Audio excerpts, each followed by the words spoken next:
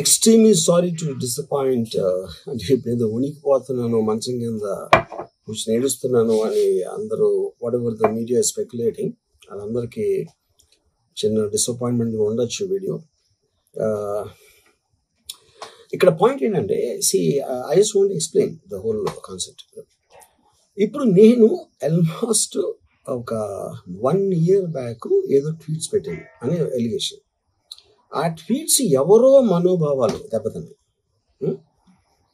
ఇక్కడ విచిత్రం ఏంటంటే 1 year బ్యాక్ పెట్టిన ట్వీట్స్ 4 డిఫరెంట్ ప్లేసెస్లో 4 డిఫరెంట్ జ్యూరిస్డిక్షన్స్లో 4కి ఒకే 3-4 రోజుల వ్యవధిలో వాళ్ళ మనోభావాలు దెబ్బతిన్నాయి.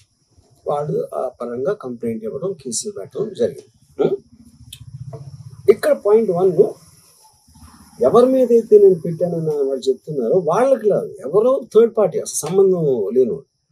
సో ఆ కాంటెక్స్ట్లో అసలు ఈ కేసు ఎలాగా, ఈ సెక్షన్స్ ఎలా వర్తిస్తాయి అనేది అప్పుడు ఆబ్వియస్గా నాకు వచ్చే అనుమానం కానీ, నాకు కానీ నా మనుషులు కానీ, ఇది ఒక పర్సిక్యూషన్ చేయటానికి ఒక పద్ధతి ప్రకారం ఉన్న అలౌబుల్ లాస్ని వాడుతున్నారా, లేకపోతే ఇప్పుడు వరల్డ్ ఓవర్ ఒక ఫినామినా ఏం జరుగుతుందంటే, పొలిటికల్ పార్టీస్ వాళ్ళు they are weaponizing the systems of the police. అది అమెరికాలో జరుగుతుంది, యూరోప్లో జరుగుతుంది, ఎక్కడో జరుగుతుంది.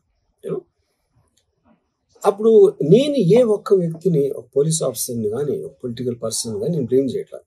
I think it happens in certain ఒక ఏమంటారు దాన్ని, ఒక వే. అది అందరూ కూడా ఎంతో కొంత అది చేయటానికి టెంప్టేషన్ ఉండొచ్చు. But eventually there is the law of the land which will take the final call. So అది that I completely agree, believe in that and abide by that as a citizen. So ఇప్పుడు ఇక్కడ జరిగింది ఏంటి, నాకు ఒక notice వచ్చింది, నేను ఒక రిప్లై ఇచ్చాను, ఫలానా చోట ఫలానా తారీఖు నేను వస్తాను. అప్పటికి నాకు జరుగుతున్న పని ఒక ఆన్గోయింగ్ స్కెడ్యూల్ ఉంది కాబట్టి, నా ఫిలిం వర్క్ ఉంది కాబట్టి అవ్వలేదు. అండ్ ఇట్ ఈస్ వేరే ప్రొడ్యూసర్ చేస్తాను, ఆ ప్రొడ్యూసర్కి నష్టం వస్తుంది కాబట్టి నేను మళ్ళీ టైం అడిగాను.